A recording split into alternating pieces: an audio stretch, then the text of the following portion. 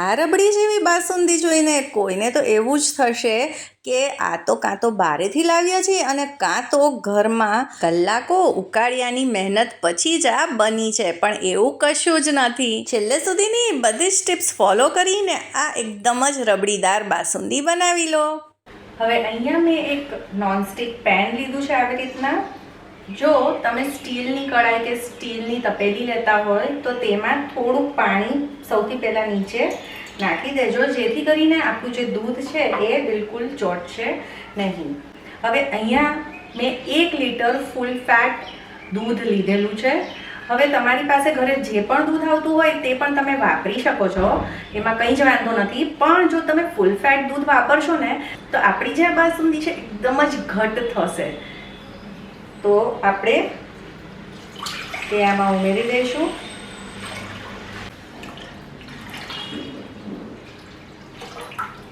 તો આ 1 લીટર દૂધ છે. 1 લીટર દૂધ ઉપરાંત આપણે 1 કપ દૂધ બીજું પણ જોઈશે. અને જો તમારે આમાંથી જ કાઢવું હોય તો આમાંથી 1 કપ દૂધ અત્યારે ઠંડુ કાઢીને રાખી દેજો. હવે આ કાચું જ દૂધ છે એટલે આપણે તેને ગેસ ઉપર મૂકી દઈએ ઉકાળવા માટે. હવે દૂધની જ્યારે કોઈ પણ મીઠાઈ આપણે તૈયાર કરવાની હોય અને તેને ગેસ ઉપર આ રીતે ઉકાળવા મૂકીએ ત્યારે આપણે એને આ રીતે સતત મિક્સ કરવાનું છે અને એને હલાવતા રહેવાનું છે, જેથી કરીને દૂધ નીચે ચોંટી ન જાય, નહીંતર મીઠાઈનો ટેસ્ટ બગડી જશે. અને ફ્લેમને તમે મીડિયમ ટુ હાઈ રાખીને પહેલાં એક ઉભરો આપણે આવવા દઈશું. આ રીતે જ્યારે દૂધ ઉકળશે તો બાજુમાં તેની મલાઈ જામતી જશે, તો તેને પણ આપણે વચ્ચે વચ્ચે કાઢતા જવાનું છે.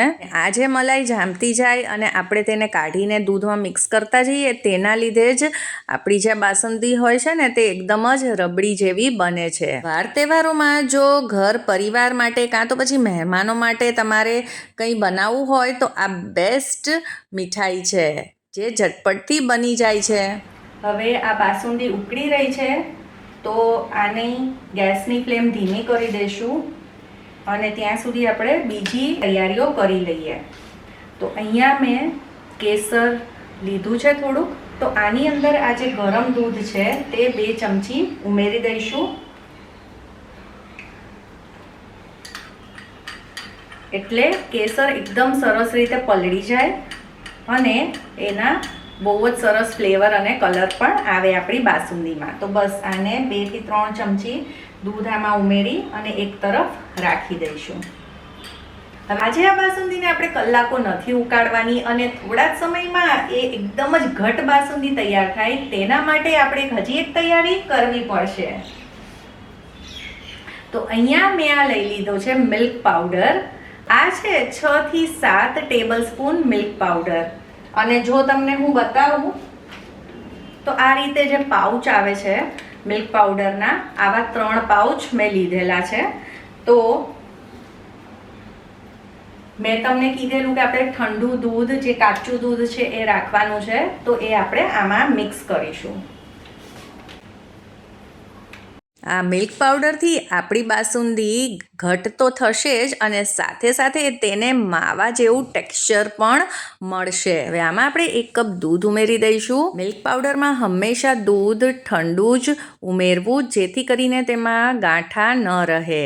અને આ મિશ્રણ છે એ એકદમ જ લમ્સ ફ્રી હોવું જોઈએ, કોઈ પણ આમાં ગાંઠા ન હોવા જોઈએ મિલ્ક પાવડરના. તો હવે આ મિક્સચર તૈયાર થઈ ગયું છે મિલ્ક અને મિલ્ક પાવડરનું, તો તેને આપણે આ ઉકળતા દૂધમાં ઉમેરી દઈશું. ગેસની ફ્લેમને સ્લો જ રાખી છે અને આ થોડું મિક્સચર ઉમેરતા જઈને આ રીતે સતત હલાવતા જ રહેશું, જેથી કરીને તેના ગાંઠા ન પડે અને એ તરત જ સરસ રીતે મિક્સ થઈ જાય. હવે આની સાથે પલાળેલું જે કેસર છે તે પણ ઉમેરી દઈશું, કેમ કે જેમ દૂધ ઉકળશે તો તેમાં આ કેસરનો ફ્લેવર પણ એકદમ સરસ રીતે આવી જાય. હવે આપણે ભલે મિલ્ક પાવડરને દૂધમાં મિક્સ કરીને ઉમેર્યો છે, તેમ છતાં પણ તે નીચે ચોંટી શકે છે, એટલે આપણે હવે દૂધને 1 મિનિટ માટે પણ એમને નથી છોડવાનું. એને કન્ટિન્યુઅસલી આ રીતે મિક્સ કરતું રહેવાનું છે અને સાઈડમાં આ રીતે જે પણ મલાઈ બનતી જાય તેને કાઢતું રહેવાનું છે. જુઓ આ રીતે મલાઈદાર અને માવેદાર આ દૂધ બનતું જાય છે. તો લગભગ બીજી 7 મિનિટ થઈ ગઈ છે આને ઉકળતા. તો હવે આપણે ખાંડ ઉમેરી દઈએ. તો અહીંયા 1/4 કપ મેં ખાંડ ઉમેરી છે. હવે ખાંડને આ રીતે થોડુંક દૂધ ઉકળી જાય ને પછી જ ઉમેરવાની, જેથી કરીને પ્રોપર એનો અંદાજ આવે.